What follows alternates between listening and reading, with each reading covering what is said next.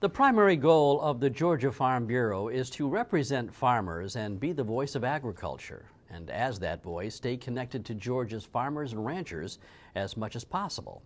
In this report, the Monitor's Ryan Naquin shows us how Georgia Farm Bureau President Zippy Duvall is doing his part to preserve those grassroots traditions. On the 5th floor of the Georgia Farm Bureau home office in Macon sits the office of President Zippy Duvall. And if he's not in his office, that doesn't mean he's not working. He might be attending an important district meeting, serving as a board of director for the American Farm Bureau, or even working on Capitol Hill. As Farm Bureau President, I travel the state, and I see county leaders all over the state. But recently, President Duvall decided he would get out of the office for another reason and trade in a suit and tie for some jeans and a ball cap. All the times when I was farming, the president gets to be in the Farm Bureau for a little while here, he stays up there on that ivory tower and he loses touch. Well, I don't want to lose touch, and that's why I'm out here today. A group of Farm Bureau members joined President Duvall for what he calls a tailgate luncheon, and it gave farmers from a 20-mile radius an opportunity to voice their questions and/or concerns and hear the answers from the president himself. We've been able to get some equip money in a few places, but it's a small pool of money and a lot of people after it. What is Farm Bureau, are they actively working with rural co-ops to see about getting some three-phase in these areas? I will make that contact, Chris, and see if there's anything in the future that we can do to work with them to try to bring that down or find some extra money to try to help pay for that. President Duvall scheduled 2 of these tailgate luncheons, with the first being held at Hopkins Farms in Toombs County, where farmers came straight from the fields to discuss agriculture. They elect me to represent them, and this is where it all happens, is out here on the farm, on the dirt. And sometimes when you're in a building wearing a suit every day and lobbying for them, you kind of lose touch a little bit, and it's just kind of get back to reality and hear from the people that you're working for every day. And it always helps to go back to the roots, whatever you're involved in. But it's not for me to do a whole lot of talking. It's for me to do a whole lot of listening. That's what I want to do. During the meeting, Farm Bureau members discussed various topics with the president, including immigration, water usage, and climate change, and how they are affecting farmers today. Climate change passed the House, and it is a bad piece of legislation. The big point I think about the thing is the importance of Farm Bureau being multi-commodity. If it pops up in the middle of the legislature, it's going to be a priority, whatever it is.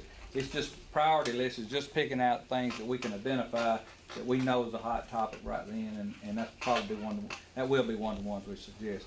The group even talked about the Farm Bureau Bank and why each county should be excited about what it means for the future of Farm Bureau. One car loan, on average, will return about $190 back to your county. Take care of my buddy. It's going to take more than one to take care of him. After the president finished his meeting in Toombs County, he shifted over to Chase Farms in Macon County, where he once again talked with farmers and found out what problems they face, especially the problems of wild hogs. How we're going to do it, I don't know. It's going to take a lot of people getting together and come up with something new as to how to control the wild hogs.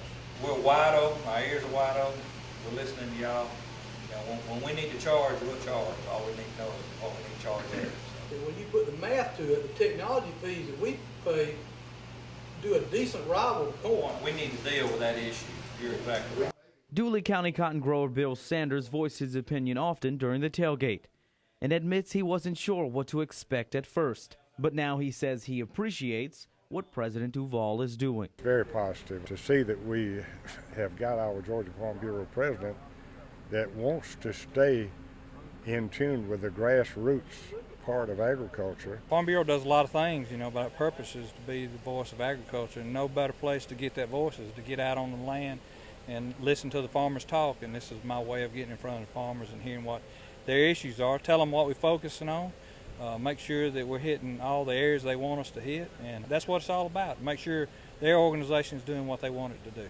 President Duvall says he wants to have more of these tailgates in the future and suggests if farmers feel a need in their own areas to meet with their county agents to talk about a tailgate. Obviously, I can't go to every 20-mile radius in the state. The state's too big.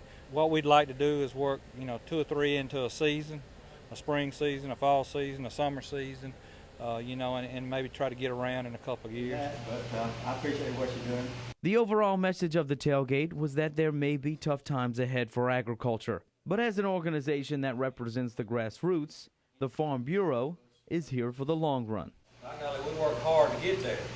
As farmers and as an organization, we don't need to walk away now. I mean, we're right where we can make a difference. And if we get to a point where we think we're not making a difference, then we need to stir the pot a little bit as a big, strong organization. We talk about this organization being a sleeping giant. If it needs woke up, we can wake it up. Waking up the ideas at the foundation so the Georgia Farm Bureau can bring them to the forefront. Swamp. In Toombs and in Macon County, I'm Ryan Naquin for the Georgia Farm Monitor.